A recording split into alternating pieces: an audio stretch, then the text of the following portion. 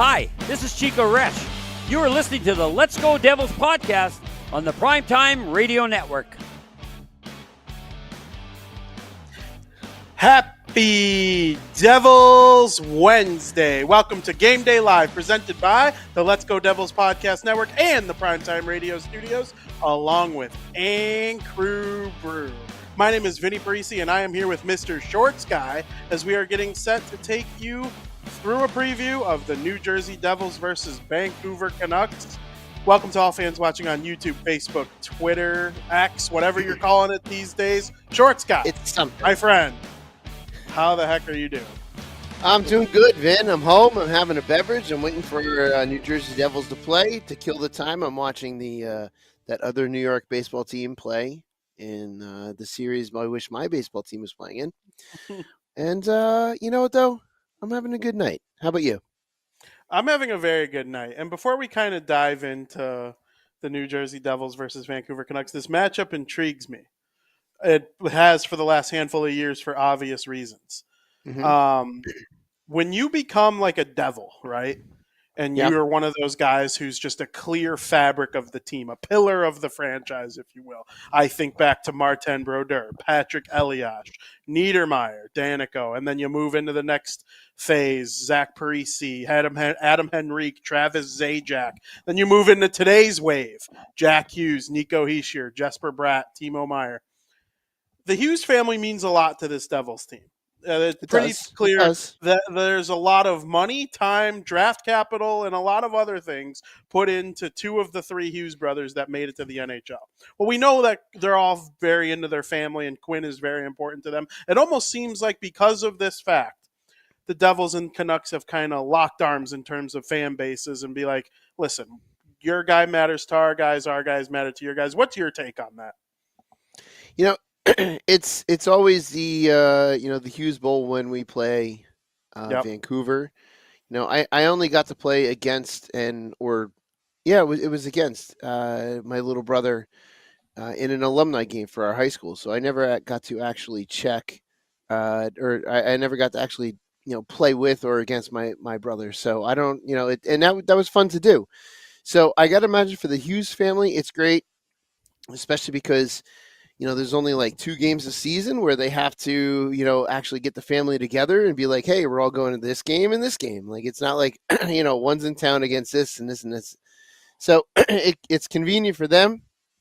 But yeah, I don't know about the fan bases, locking arm in arm, because of the Hughes Bowl. But I have to imagine that, there's definitely a little bit to it where, we obviously want our Hughes duo to come out on top, even though it's only Luke is back. That's right. I'm half asleep. So Luke's back. So you've got all 3 playing tonight. It's we want our Hughes brothers to win, and the Vancouver fan base must they want their Hughes brother to win. But I'd also be curious. I'm curious 2 things. 1, what your thoughts are on your own question, and 2, I'm curious what Vancouver fans think of it too. So my thought is, and this is just the reason that it popped in my head is, well, obviously they're playing the Canucks. Jack and Luke are going to be going up against their brother Quinn. I do a lot of like little research online, kind of, and I find a lot of fan pages that I follow from the Devil side of things, and I have the entire NHL taking up my timeline on Twitter. It's not just Devils. I feel like I see a lot of Vancouver fans over the last handful of years kind of having the Devils as their Eastern Conference team. You know how sometimes the younger generation has like 4 favorite teams in their Twitter bio? I feel a lot of the times when I see an NJ Devils in someone's Twitter bio, I'm also seeing that Canucks if they're one of those 4 team people. It just seems like there's a connection there. And the Hughes brothers are cool. Right? Even people outside of these 2 markets, right? People in Chicago. I know a lot of my friends who are Blackhawks fans. They all think the Hughes are so sick. They were so excited about the NHL cover. They have that in common with each other now. They graced the video game cover. I don't know. The Hughes are kind of taking over as like America's first hockey family. If Luke makes the Olympic team, there's going to be 3 brothers on the Olympic team. That would just be unbelievable. There's a lock to be 2. Jack and Quinn are locks. And if Luke made it, that'd be unbelievable. I just think when I think of the young generation of hockey: McDavid, McKinnon, Matthews. The Hughes brothers are like right there. They're that like tick right below. It's fun to watch. I love that they're this good, all of them.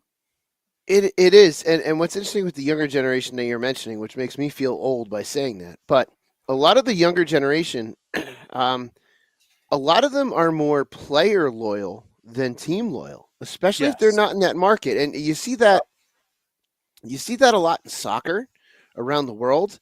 Like now, all of a sudden, you see a bunch of plastic Miami supporters because they've got Messi now. So all of a sudden, you see Messi. Like I saw a Miami soccer jersey at our fair up here, which is unheard of.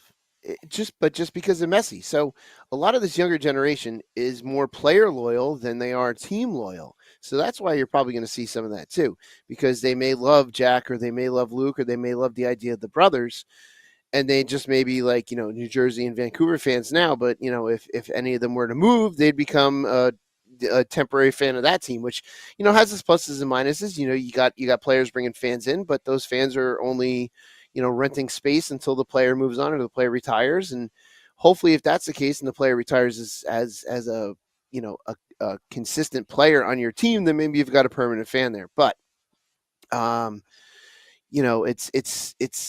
honestly actually don't like that, the becoming a bigger fan of the player than the team. That's just not the way that I work. Like you pick your team. You can change everything in life except the sports teams you follow. You're not allowed to switch that. You shouldn't be allowed to switch that. Like that's the one thing that you're not allowed to switch. But it's I mean, it's great for the sport. I'll definitely give it that. It's the American version of the Sutter brothers right now, and I'll take it. And I'm going to be honest. If Luke made the Olympic team, I'd probably get a Luke jersey for the Olympics over a Jack jersey. Yeah, I mean that's a decision for sure. I would have to make too. I don't even know what I would pick. I do plan on getting a Four Nations and I don't think Luke's going to make Four Nations. I think the Olympics are in play though. See, but that also gives me an opportunity to get a Hellebuck jersey. See, and you're the goalie. I don't think that's not a terrible take. Like if it 7 years ago or the last time they were at the Olympics, a Devils fan wanted a Patrick Kane Team USA jersey, I would find that to be completely normal because yeah, you're on the American team, like that's your one time you get to say like I'm a Patrick Kane guy. Like yeah, I'm with you on that. And when it comes to national teams like that, and to reference soccer again, you see it more in world football than you do here, but it's your opportunity to like a player from a team that you absolutely hate. But then again, there are some players and some supporters that just can't drop that club team hate for that player.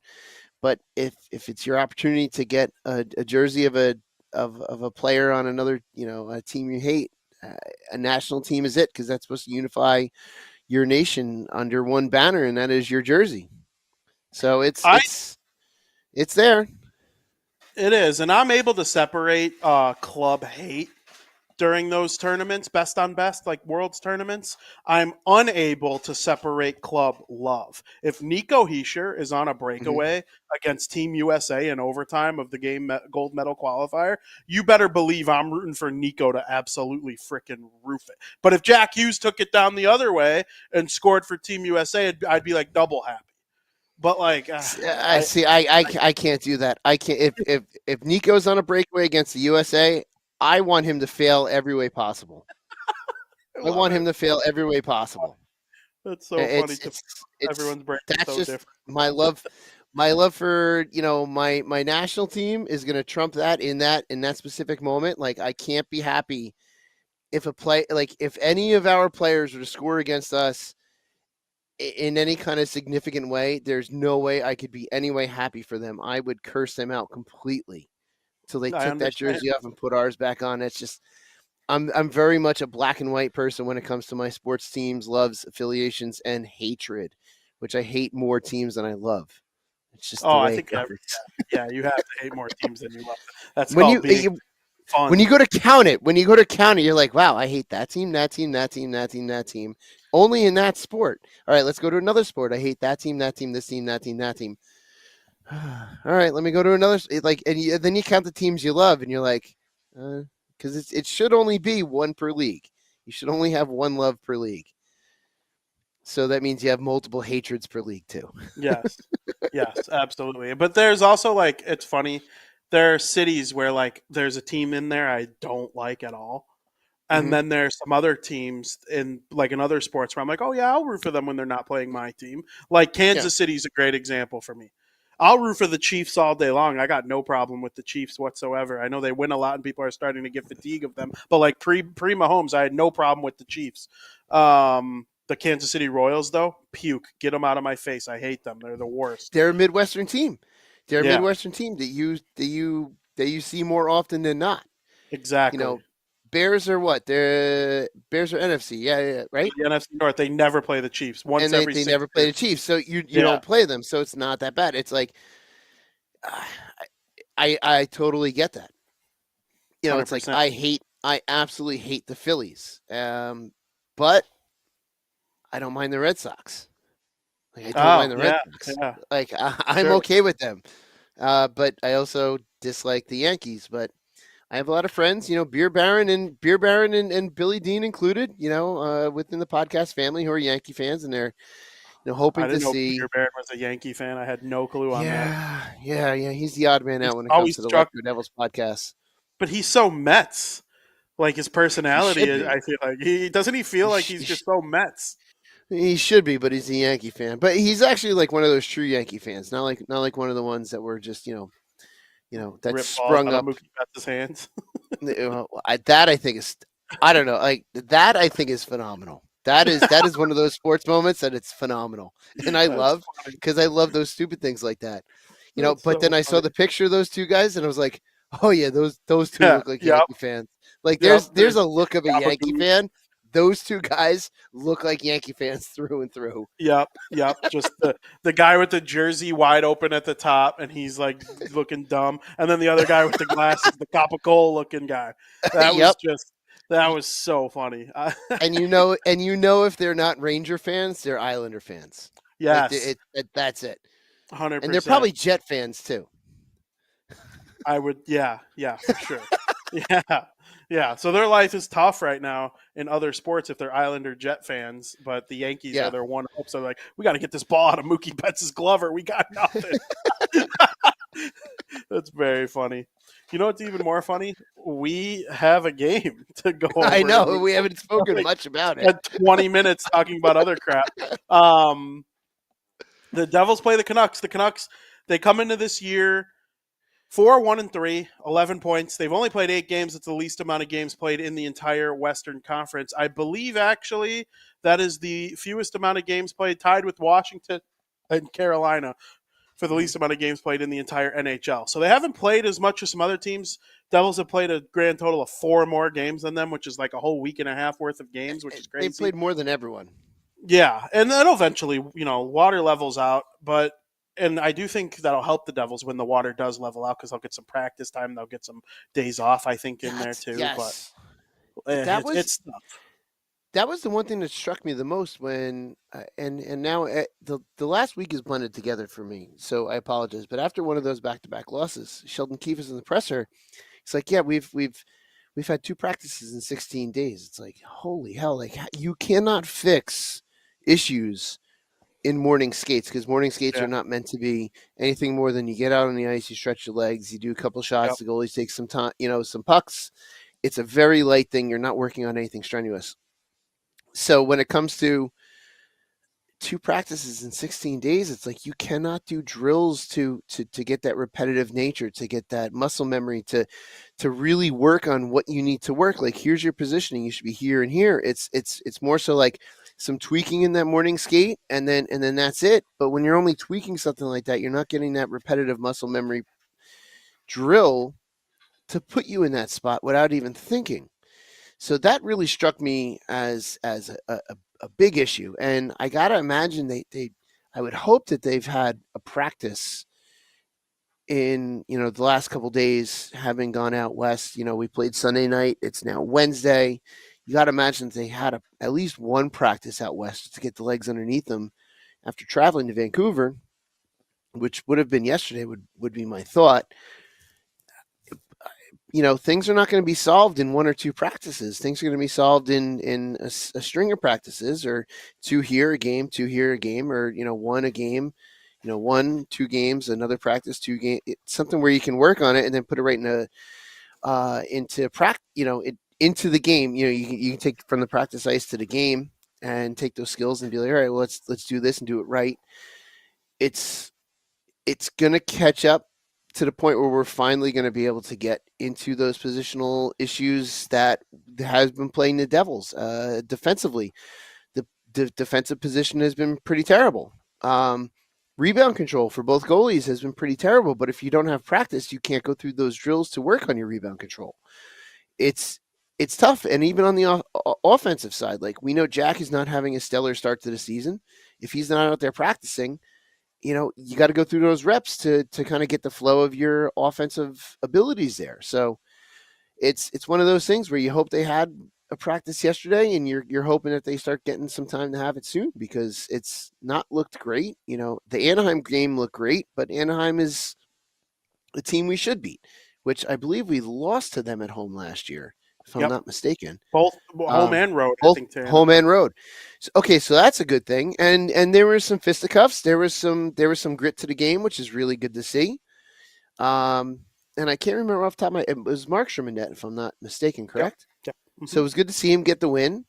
But we'll see what happens with this Western swing. You got to imagine he's getting the Calgary game, which would be Friday.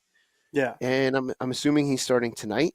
His former stomping grounds as well in Vancouver. So we'll see what this Devils team can do. And a road trip like this can be a very good thing for a team, because you're stuck with your team, essentially. So you have to learn to like your team. Like, it's where you build the camaraderie of being away with, with these guys that you play with. It could be one of those things where, like, this is, we had Prague, but I have to imagine that in Prague, a lot of the families were there too. So you're focused on, like, okay, make sure the family's set up. Where's the family going? We're going to go out to dinner. We're going to meet up here. And, like, you got so much other stuff going on. Now in this Western road swing, you're just focusing on your games and your buddies on your team. So it could be one of the best things for them right now to, like, all right, let's get away from the mess. Let's get away from home. All right, here we go. This is what we got to do. Like, we'll get a practice in here and there. And then just, like, this is still a new team that's got to gel. This is great for this team to have this early in the season. It's like, all right, let's gel. Let's get together, and they're doing a good job at that.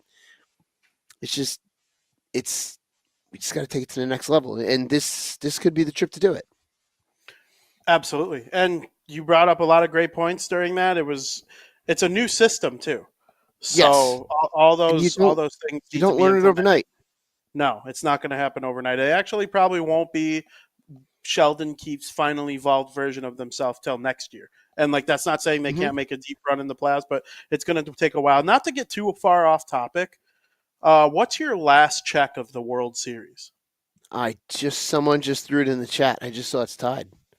Isn't that unbelievable? That's the Dodgers. That's the Dodgers. And I'm looking at the guys who did the damage. It's Fred Freeman. It's Teoscar Hernandez. There's Mookie Betts crossing home plate. Yeah, that's the big boys. They've all won MVPs. So this isn't a baseball podcast. It's a hockey podcast, but we love all sports. So, you got Elias Pettersson. We're just sports guys. Yeah, 100%. You got Elias Pettersson. You got Brock Besser. Obviously, we touched on Quinn Hughes for days. It's a good Vancouver team. The Devils are going to have to bring their best. I expect to see a lot of goals in this one, personally, because I just don't think these two teams are going to avoid putting on a show with some of the firepower that's on each team. There's a lot of top 10 draft picks playing in this game. Right? Yeah. The Canucks were bad for a long time. They got Quinn Hughes for a reason. They got Pettersson for a reason. Besser. All these guys were really high draft picks. It didn't happen for them overnight. They actually had a similar rise to the top as the Devils are trying to have. Like, they had that one great year where, like, they kind of came out of nowhere, and then they missed the playoffs, and then they came right back up last year. The Devils are kind of hoping they're on a similar trajectory. So I'd like to see everybody get their predictions in the chat right now before we start to read off ours and get ready for this game. And start talking about ours. Yeah, and I just had a random thought. Stupid cups. Was Markstrom on the Vancouver team that lost in the Cup Finals? No. Okay. No, I couldn't that's way remember. too long ago. That was All right, I Roberto Luongo, and then Corey Schneider was the backup. was the backup. Okay. I couldn't remember, so I went to go Google it, and it's all the and it's all those stupid cups. It somehow I'm got pretty stuck in sure. a Let's see if I in can a do this. Vancouver went Roberto Luongo, Corey Schneider, Eddie Lack, and then Eddie Lack. after Eddie Lack, they started to move into Markstrom. After Markstrom came along, they also had Thatcher Demko, and they have that DiPietro kid in the pipeline. Yeah. I'm trying to think if I'm forgetting anybody. I'm sure there's been backups here and there I'm along sure the way there's that are been, like and then notable there's names. But Shelovs and Braden Shelovs, Holtby yeah, was yeah, Braden Holtby was there for a little that's bit. right. That's right. So He there had a cup were, of coffee there for yeah. sure. But I would There say, was a, looking at like the main goalies in the last 2 decades, it's mhm. Bobby Lou, it's Schneider before he came to the Devils, Lack before he Yep. came to the Devils, and then Markstrom, Demko. Yeah, which When it's Demko was in college, I was like the biggest fan. I was like positive he was going to go to the NHL and be a star, and he's been a star. He's just hurt too much. We need to see him healthy. yeah, that's going to be his problem. Which we got to take advantage of that now, because when Yeah, Demko comes back, this team's going to be much hundred stronger to percent. play against. So we have to, I'm assuming it. Well, I don't honestly don't even know who they got in net tonight for Vancouver. It could be Shelovs. It could be former They have Pittsburgh goalie. Is it Casey DeSmith? That's the backup, or is he no, back in no. They have Dallas? right now. They have right now. I keep forgetting to use the knowledge that I have. I've seen Vancouver play in person this year. They have Okay, visited the United Center, and I was there. I saw him. It was Kevin Lankinen, who was playing really? real well for them. Yeah, he was on the Blackhawks for a spell, Ooh. and then you might remember he had some time in Nashville in between too. Mm-hmm. Lankinen's off to like this really good start too. That's actually kind of what I based my stories on, was Lankinen returning to Chicago in like a final form of himself. So they got good goaltending there in Vancouver. You're Yeah. going to need Hughes to make a play, get Meyer to the front of the net, Hischier to the front of the net. Be careful when you Mm-hmm. take penalties. Be strong on the power play. That's how you beat fast, skilled teams like Vancouver. Yeah, and speaking of penalties, the Devils have been really good in the last 2 weeks, 3 weeks of taking bad penalties at bad times. Yep. So that's one of those things that the Devils got to clean up, is these terrible penalties where you just see them and it's like, what the hell? Why the hell did you do that? It's one of the things that's been most frustrating, or one of the things that's been most frustrating for me is just like the penalties. And yes, you can carp and complain that the refereeing in some of the games has been awful, which it has been, but it doesn't excuse all of those bad penalties that we've taken. It's we've got to clean that up. Like those bad penalties are those are the things that'll kill you as a good team. Absolutely. And the good news is Vancouver's wearing their sick black jerseys tonight. Those I love those jerseys. Those Me jerseys too. are great. I think one of those for Quinn Hughes will have to be in my closet for one of my like non Devils jerseys. I like to get one here and there. Yeah, I got a couple of That'll them. I got a that couple will of them. be hell yeah. I love that. All goalies, Demko. Get one in a Demko. No. Like my non-devil jerseys are actually non-player jerseys, so it's Oh, all blank jerseys nice. because I just stopped getting any kind of players on jerseys anymore. So yeah, it's Shorts guy. myself, Yeah, and that's about it because I'm not being traded from this team. Like yeah. You're stuck. You're I'm stuck, stuck. buddy. Okay. What is your prediction for tonight's game? All right, so this is that first Western swing, and it's the long trip. It's the long journey out west of Vancouver, which is about as far as you're going to go next to Seattle. The Devils haven't played since Sunday. We did very well on Sunday, so that's a positive. You've got Markstrom returning back home. Who this is one of those things where you can see Markstrom having an advantage because he's played Vancouver and against Vancouver a lot in the last bunch of years. So here's hoping that he has a great game against Vancouver. I know going into Sunday he had a great record against the Ducks, which he's seen them quite often.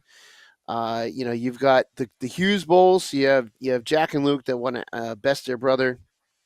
So I'm going to say it's going to end up being a tight game, and I'm going to say it's going to be 4-3 Devils.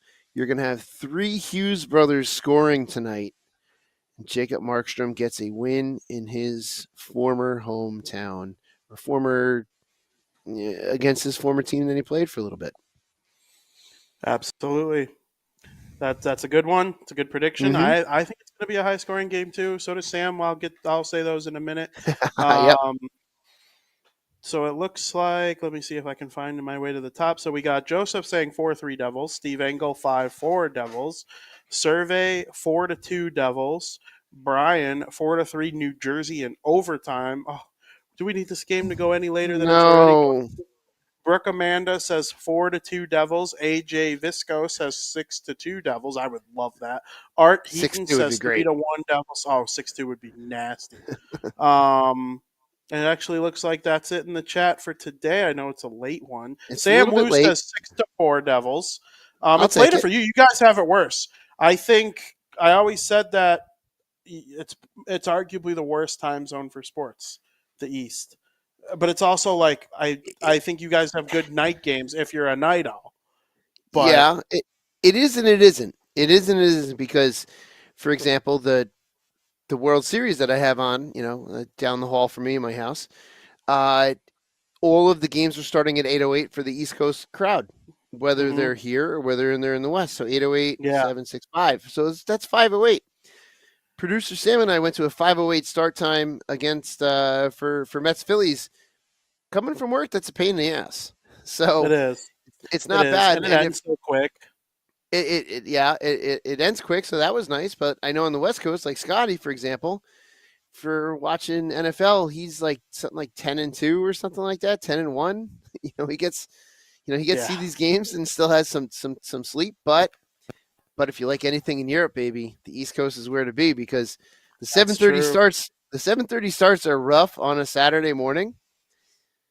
But they're even more rough if you're on the West Coast. 7, 6, 5. That's 4:30 in the morning, and you better believe it. You better believe it. I'd be up at 4:30 for my team if I was living on the West Coast. If Liverpool's playing the noon game, the lunchtime game, I'd be up. So I'm sure it's not bad. You got to be committed though. When it starts late, we go late. It is what it is. That's what we do. Oh yeah, it's the Giants play in Europe. I think it's this weekend or next weekend. I can't remember. That's a 9 o'clock start here, right? No, they were it's Panthers. Something like that. Something awful. It's a bad team. Yeah, I remember it's seeing. Bad. I know they're playing in Munich with the home of Bayern, but it starts at like 9 o'clock here, and I think a lot of NFL fans are starting to learn the glory of your team plays early in the morning. You get to drink early in the morning, but then you have the rest of the day to do whatever you need. It's great. Yep. Like your sports commitment is done by noon. It's like. Yes. I'm done. I can go do whatever I need to do. Yes. The Bears played in London earlier this season too. 8:30 a.m. Washed my hands of them by noon. The rest of the day I could do what I want. Either watch other less stressed football, go out to eat. Yep. It's a completely different day. I just checked. It is the Panthers playing the. It is the Panthers. Yeah. Yeah. It's just an awful game that you guys are going to be locked in on too. That's the best. Oh, you know what? Part. This is still part of the reparations for Germany starting World War II, and probably for World War I to have to witness Giants Panthers in Munich. You will watch it. You will like it. This is what you get for starting 2 world wars, Germany. You get Giants Panthers. Absolutely, that's very, very funny. Well, my prediction for tonight's game is going to be 5-4. I think the New Jersey Devils take this one in a high-scoring affair. We can't thank everybody enough for watching our show today. It's been a very fun one. We touched on a lot of different things. Everything. And I hope that when Devils After Dark starts a little bit later tonight, that Sam Wu and Scotty of SiriusXM come on here and talk about a big victory. That's the hope. And I hope Sam's able to stay awake for it. Scotty will. This is good for Scotty. Yes. Yeah. Absolutely. Sam. Very much is. We'll see. We'll see. We'll see. I'll be up for moral support. So thank you to everybody watching on YouTube, Facebook, Twitter, wherever it is that you catch a podcast, Apple, Spotify. Thank you for supporting the Let's Go Devils Podcast Network. Go to joinourcrew.com. And as always, let's go Devils.